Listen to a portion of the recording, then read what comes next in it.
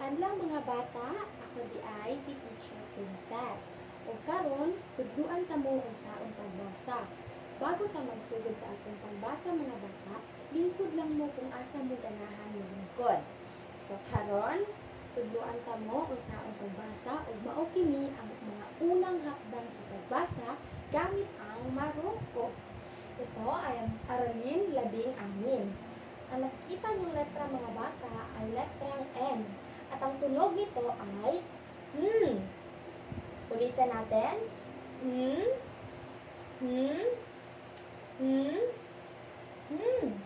Magaling. Dito naman tayo mga bata.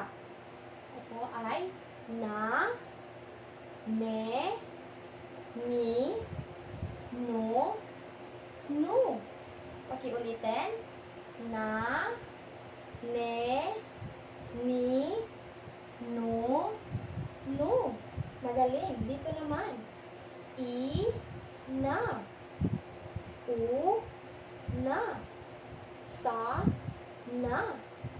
Si, no. Kayo nga mga bata. I, na. U, na. Sa, na.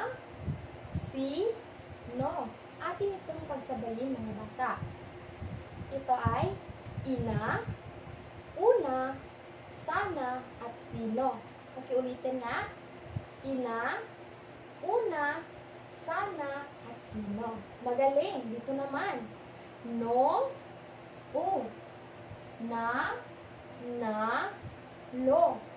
Na, sa, an, ka, nin. Ulitin natin mga bata. No, o. Na, lo. Na, sa, an, ka, nin. Atin itong pagsabayin. Noo, nanalo, nasaan, kanin. Sabay-sabay. Noo, nanalo, nasaan, kanin. Magaling. Dito naman. A, nim. Ang, nan. Ang, na, nay. Bin, ta, na. Kayo nga mga bata. A, nim. Ang, nan. Ang, na, nay. Bin, ta, na. Atin itong pagsabayin. Anim, ang unan, ang nanay, bintana. Kayo mga bata. Anim, ang unan, ang nanay, bintana. Magaling. Dito naman. Nasaan ang unan? Kayo? Nasaan ang unan? Nina, nasaan ang unan? Kayo?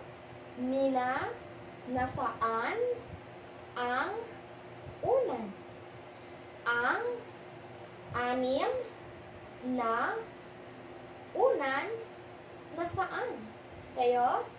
Ang anim na unan, nasaan? At ang panghuli, Nina, ibalik ang mga unan sa kama. Kayo mga bata. Nina, ibalik ang mga unan sa kama. Magaling mga bata. Ngayon, basahin natin muli. Na ang sabay-sabay. Nasaan ang unan? Nina, nasaan ang unan?